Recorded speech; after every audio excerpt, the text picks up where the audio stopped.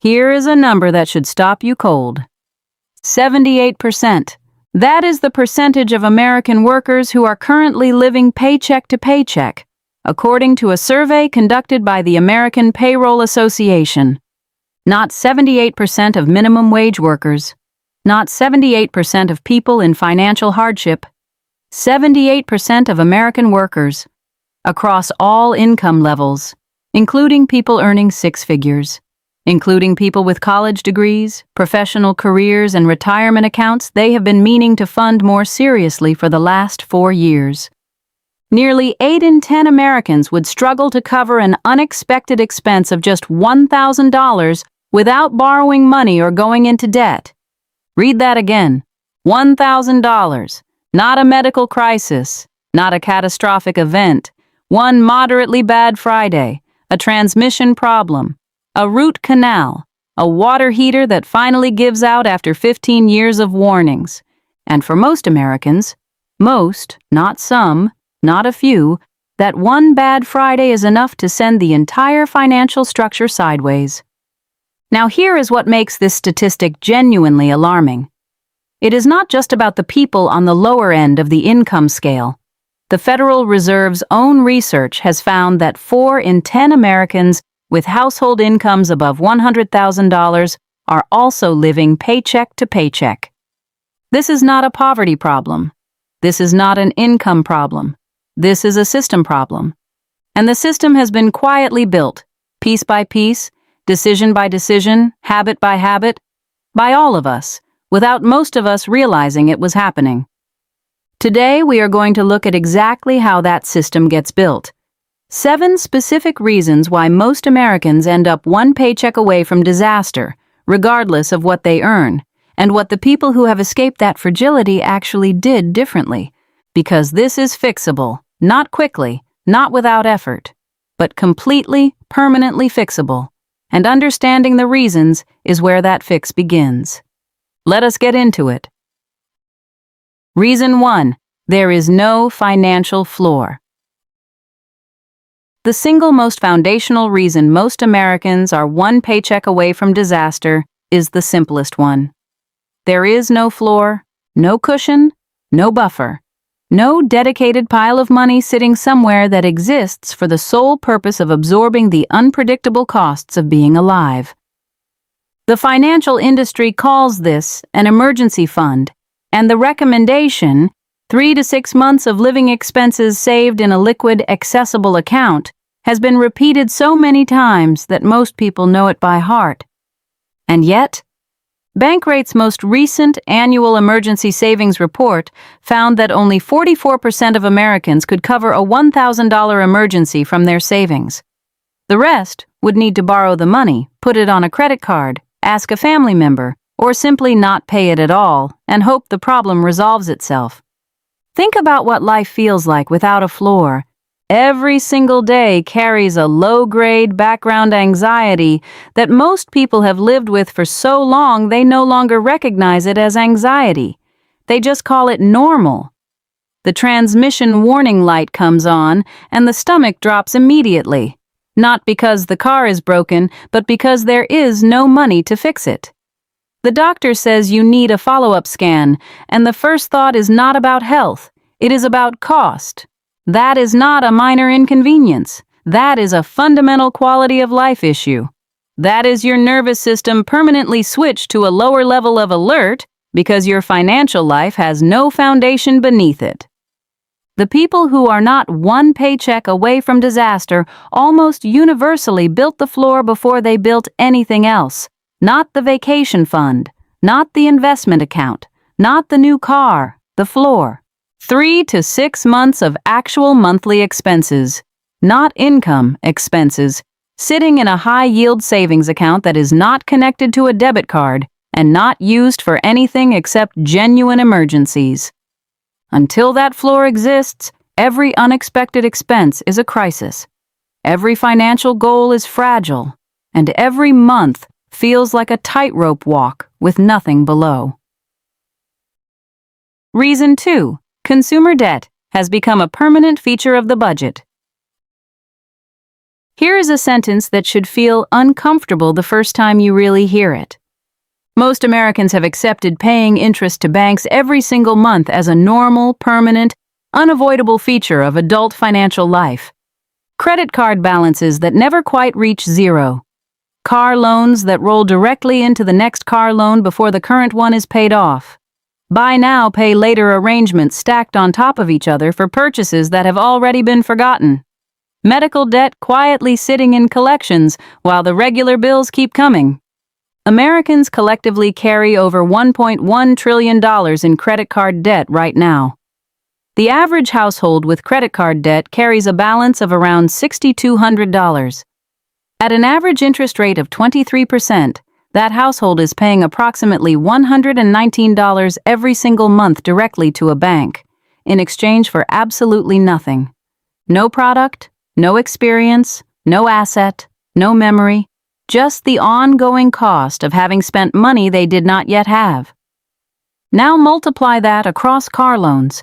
The average monthly car payment in America is now over $730.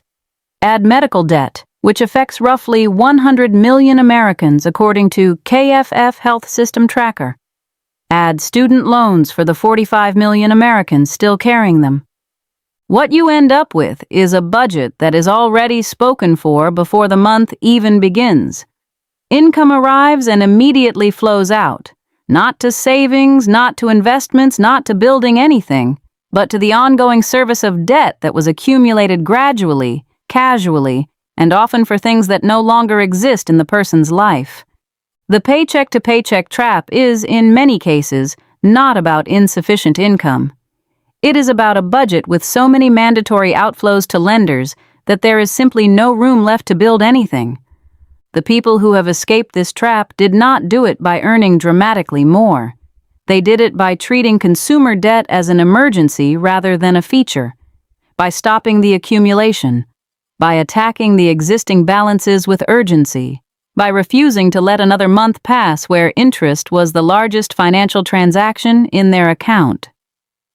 Debt is not neutral. It is not a normal cost of living. It is a monthly tax on past decisions, and until it is eliminated, it will keep consuming the resources that should be building the future. Reason 3. Spending rose. Every single time income did. Let's walk through something most people have experienced personally but have never quite named. Think back to the first real job you ever had. The first paycheck that felt like real money. There was probably a moment, maybe brief, maybe lasting a few months, where you thought this is enough. I can manage on this. Now think about where your income is today versus where it was then. It is almost certainly higher, possibly significantly higher. And yet, does it feel significantly more comfortable? Does it feel like there is significantly more room in your budget than there was back then? For most people, the honest answer is no. And that is not because nothing improved. It is because everything improved at the same rate the income did. The apartment got nicer as the salary grew. The car got newer. The restaurants got better. The wardrobe expanded. The subscriptions multiplied. The vacations got further. And at each new income level, the new spending level felt just as tight as the old one did before the raise arrived. Economists call this lifestyle inflation. Behavioral psychologists call it hedonic adaptation, the human tendency to normalize improvements in our circumstances almost immediately, and then require the next level of improvement to feel the same sense of satisfaction. Here is what lifestyle inflation actually costs in real terms. The average American receives a salary increase of roughly 3 to 4% per year. On a $60,000 salary, that is approximately $1,800 to $2,400 more per year, about $150 to $200 more per month in take-home pay. If that entire increase gets absorbed by a slightly nicer version of the life that already existed, a gym upgrade here, a streaming tier there, eating out one more time per week, the savings rate stays exactly where it was. The paycheck-to-paycheck reality stays exactly where it was. The only thing that changed is the number on the pay stub. The people who escape the paycheck to paycheck cycle almost always apply one version of the same rule. When income increases, the savings rate increases first. Before the lifestyle touches a single dollar of the raise, a fixed percentage of the increase, 50% is a strong target, goes directly into savings or investment. The remaining 50% can improve the lifestyle freely without guilt. That one rule, applied consistently at every income increase across a career, creates a completely different financial life, not because of sacrifice, but because of intention applied at the exact moment when it was easiest to let the money disappear. Reason 4. The true cost of major purchases is always underestimated. This one is subtle, and it costs Americans an enormous amount of money every year in ways that are almost impossible to trace back to a single decision. Every major purchase, every significant financial commitment, comes with what we might call an ecosystem of follow-on costs. And most people, when they make the initial decision, calculate only the purchase price. Sometimes they calculate the monthly payment. Almost never do they calculate the full ecosystem. The house is the clearest example. The mortgage gets calculated carefully. The down payment gets saved for. The monthly payment gets stress-tested against the budget. And then the purchase closes, and the follow-on costs begin arriving one by one. Property taxes, homeowners insurance, HOA fees where they apply, the water heater that fails 18 months in, the roof that needs replacing after the first major storm, the gutters, the HVAC service contract, the yard equipment, the furniture to fill the rooms that were empty in the apartment, the second car the new neighborhood requires because public transit no longer covers it. The general financial guideline for home maintenance alone is 1 to 2% of the home's value per year. On a $350,000 home, that is $3,500 to $7,000 annually. Money that needs to exist somewhere in the budget before the house even develops a problem. Most people do not budget for this. So when the water heater fails, and it will, the money comes from the emergency fund that was barely built, or from a credit card, or from the savings that were slowly accumulating for something else.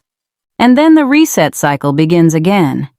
This pattern repeats with cars, boats, pets, recreational vehicles, vacation properties, and home gyms, every major purchase dragging a tail of costs that the initial excitement made invisible. The financially resilient households ask a different question before every major purchase. Not can we afford this? Not what is the monthly payment? The question is, can we afford everything that comes with this? The full ecosystem, the maintenance, the insurance, the follow-on purchases the primary purchase will generate, the ongoing cost of simply owning it year after year. When you start asking that question honestly before signing anything, the number of purchases that make sense drops significantly, and the financial breathing room that creates compounds quietly over years. Reason 5. There is no plan, just a hope that it works out. Here is a question, and answer it honestly, in your head, right now. Do you have a written financial plan? Not a vague intention. Not a general sense of what you should probably do. A documented plan with specific numbers, specific accounts, specific monthly targets, and a specific timeline attached to each goal? If the answer is no, you are in the majority, a large majority.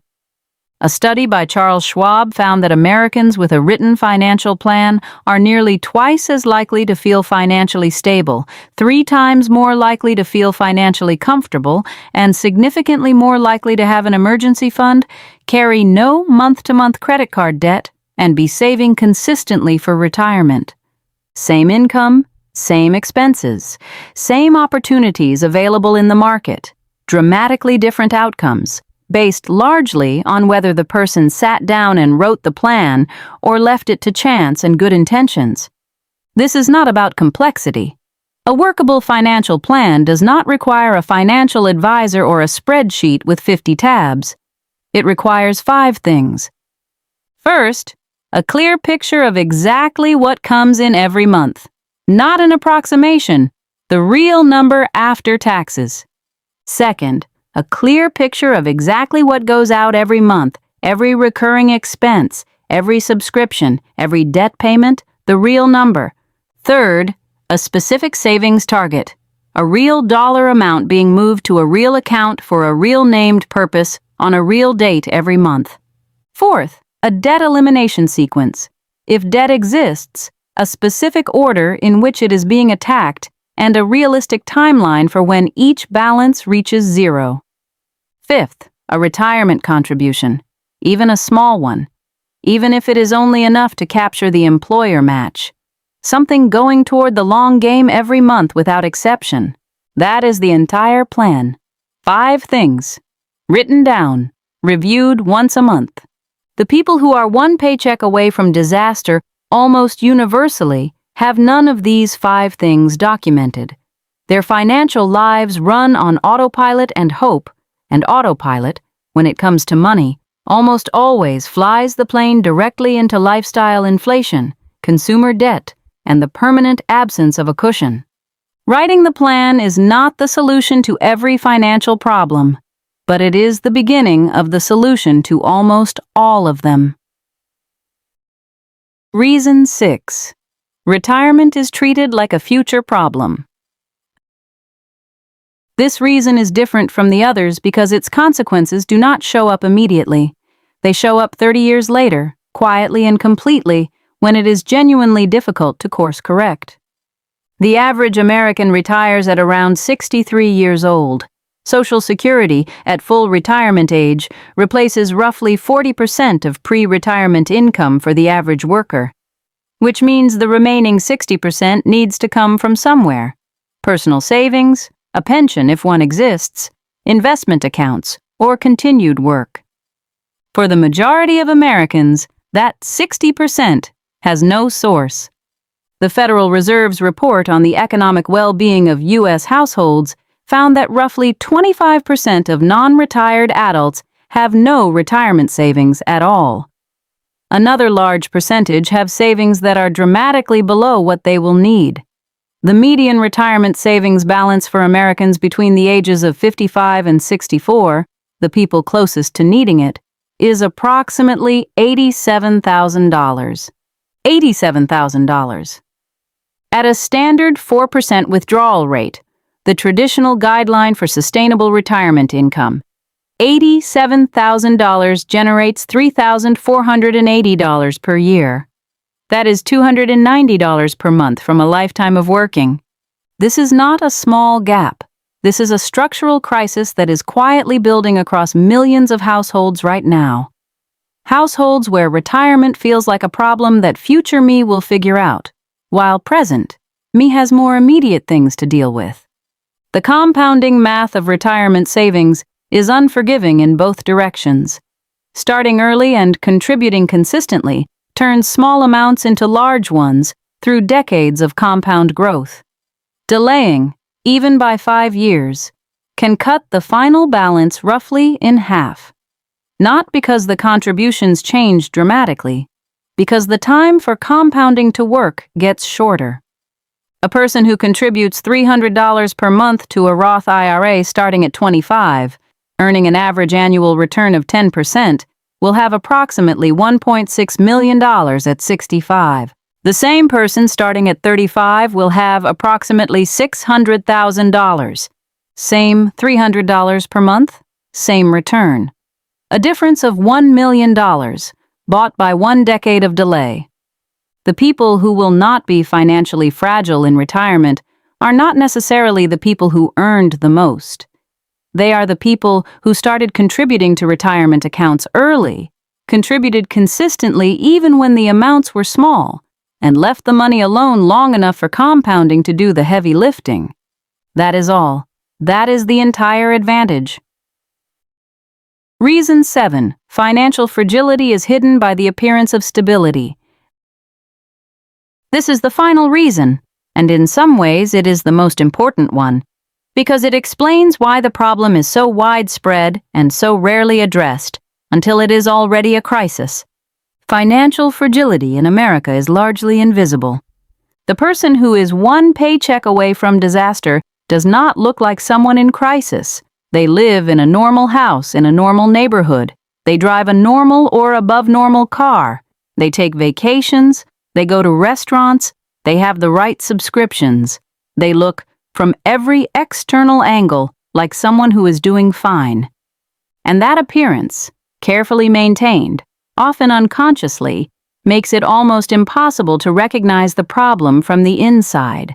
Because if everything looks okay, it is easy to conclude that everything is okay, that the anxiety is normal, that this is just how adult financial life feels, that everyone is managing the same tightrope and nobody talks about it. But they are talking about it, just not out loud. The American Psychological Association's annual Stress in America survey has consistently found that money is the #1 source of stress for American adults, above work, above health, above relationships, year after year, across income levels, across demographics, money. The stress is there. It is just dressed up in a leased car and a newly renovated kitchen and a social media feed that shows the vacation, but not the credit card statement that funded it. The breakthrough, the moment financial fragility actually starts to change, almost always requires one thing first: an honest look at the real numbers.